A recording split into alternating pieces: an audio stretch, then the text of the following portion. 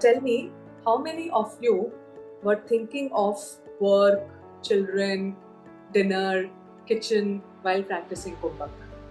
No, right? Because when the breath is held, that the mind becomes thoughtless. And a thoughtless mind is a very powerful mind. A thoughtless mind is a very powerful mind. What are we doing constantly? Any action, a thought is created. Any other action, a thought is created. Continuously, the mind, think of that machine which is working 24/7.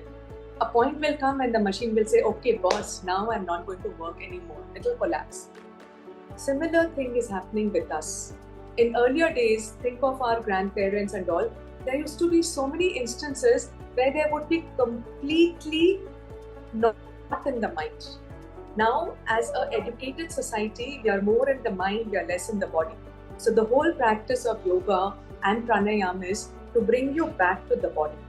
We are so much in the mind, we are very, very analytical mind, very strong, very thinking mind, analytical mind that is very strong. But we do not focus on the sensation in the body. And that is why we go on to getting very, very advanced stages of diseases. Because we are not aware of our body.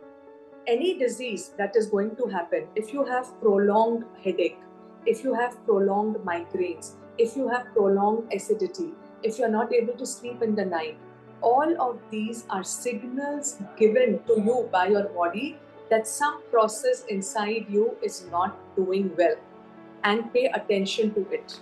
We neglect that, we don't pay attention, we keep suppressing it just by taking pills. We do not treat it with the root cause. Later on, it develops into lifestyle diseases like diabetes, blood pressure, PCOD, PCOS, all of these lifestyle diseases. But before it actually happens, the body is constantly giving you signals in some form or the other. Because we are so much here, we do not pay attention to these signals of the body. So it is all about coming back to your body, understanding these signals, nipping it at the bud so that it does not transform into a bigger and a more destructive disease. Is that clear? Right? So slowing down the mental processes is very important. We don't do it because we live in a very competitive world. We think if we slow down, we are going to be left behind.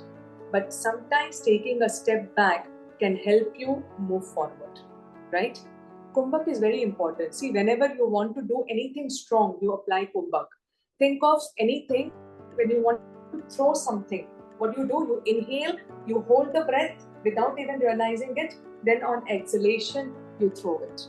So you are using natural Kumbhak wherever you need strength, mental. When you want to think hard, you don't realize it, but you hold the breath. When you want to think hard, when you want to recall something, when you want to memorize something, you don't realize it, but the breath is held for a few seconds. Then you start again breathing. So for everything that you want to strengthen internally, a Kumbhak is applied. So here what are we doing? We are applying Kumbhak so that we can make our internal environment strong. Is that understood with everybody?